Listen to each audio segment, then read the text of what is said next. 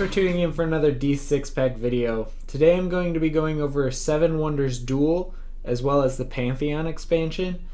And we would love to have you follow our channel, so hit that subscribe button now. Also follow us on any of our social media accounts at D6 Pack Podcast on Facebook, Instagram, Twitter, or Twitch. And with that, let me get to the game.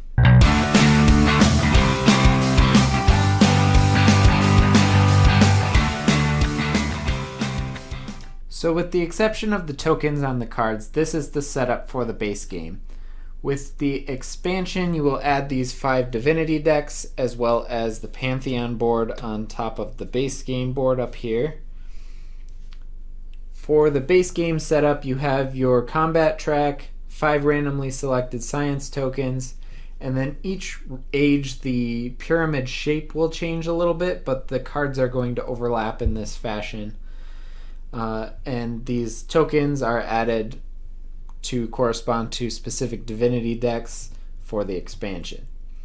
Each player will also get 7 coins, and then we do a wonder selection. So you flip over 4 of these wonders, and the first player will select 1, second player selects 2, and then the first player gets whatever's left over.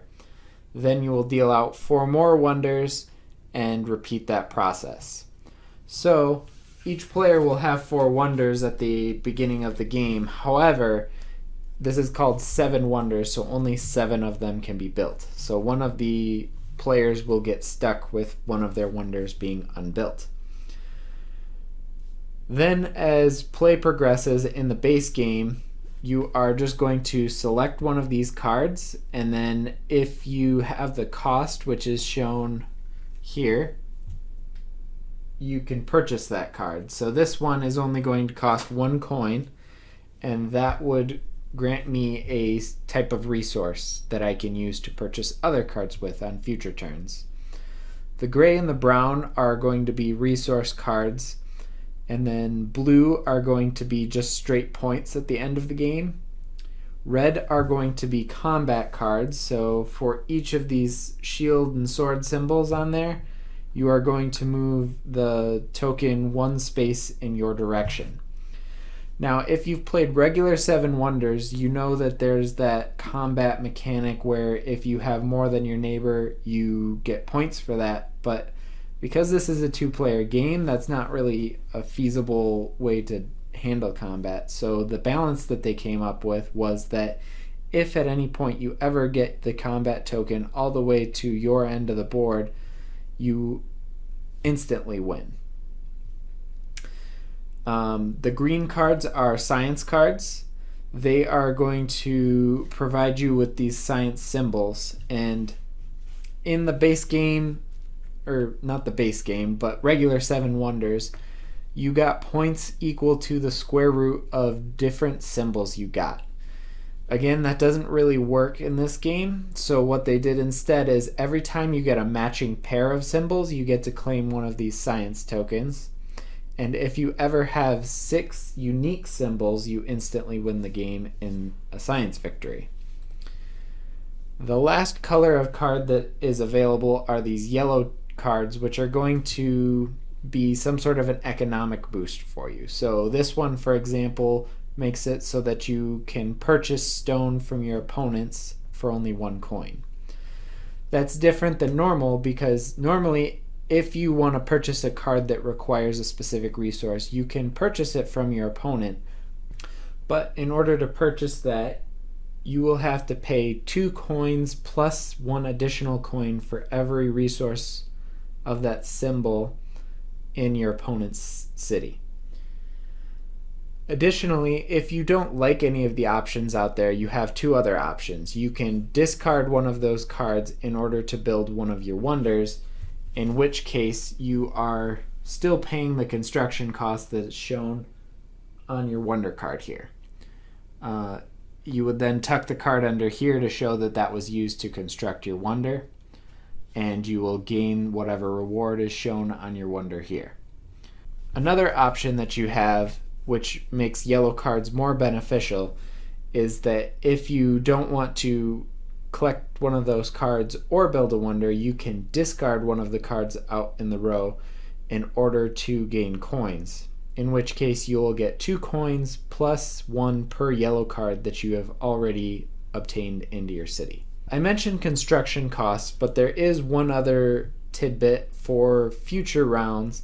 Some of the cards in their construction cost area will have a row that has a symbol something like this. So if, for example, I've built this card on a previous era and another card comes up with that symbol in the construction cost, I don't have to pay whatever is shown for that card. This one allows me to buy it for free. Now, one of the things that is a little bit different in the expansion is that these God cards become available for purchase in Era 2. So every time one of these tokens is claimed by a player, they bring this in front of them and then they look at the top 2 cards of the corresponding deck. So in this case, I would look at the top 2 cards from this deck, which is the Egyptian gods, and I would pick one and then place it into one of the spaces of the Pantheon. You'll notice that there's 5 tokens out here and 6 spaces in the Pantheon. So at the end of the first age, whichever space is left open will get this gate card in it. So that is going to be available in every round. In the second round, there is going to be a different shaped pyramid out there, and we are going to put these tokens out there that are going to give you discounts on purchasing these cards. So you'll notice that there are coin costs shown at the top or bottom of each of these cards, and it shows the cost for each player respectively. So these 3 are going to be cheaper for one opponent, while these 3 are going to be cheaper for the other opponent. If you claim one of these tokens, which there will only be 3 in play, they will give you some discount on purchasing those cards. So in this case, we have a -2. So if I wanted to buy this door card, I could pay 4 coins and this token in order to claim that one. And then you will get whatever bonus is shown at the bottom of the card. The third round is a little bit different than the base 7 Wonders game as well, because you have these Grand Temple cards. So instead of placing guilds in, which are something which is common to the regular 7 Wonders game, you will place these in there. So guilds for the base game are going to be point multipliers based on specific rewards that you've claimed throughout the game. So this one's going to give you points for yellow cards, for green cards, for wonders that you've built. The Grand Temple cards instead are going to be straight points, but they're free to build if you have claimed specific god tokens in previous rounds. So for example, if I flipped over this card and got this token, I could use that in order to build this Grand Temple for free.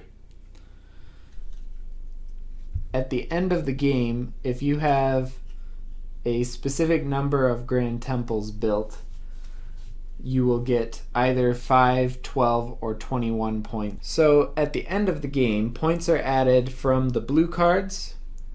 Some of the green cards also have points on them. Some of the yellow cards have points on them. The Grand Temple cards we just talked about, you get points for. Some of the God cards may give you points. I haven't seen all of those, so I don't know entirely how those work. The wonders will sometimes give you points. Sometimes these science tokens will give you points. You get points for every 3 coins that you have, I believe. And then however far the combat track moves will determine points as well. So if, for example, the combat token is here, the player on this side will get 5 points at the end of the game. Then points are tallied, and whoever has the most points wins.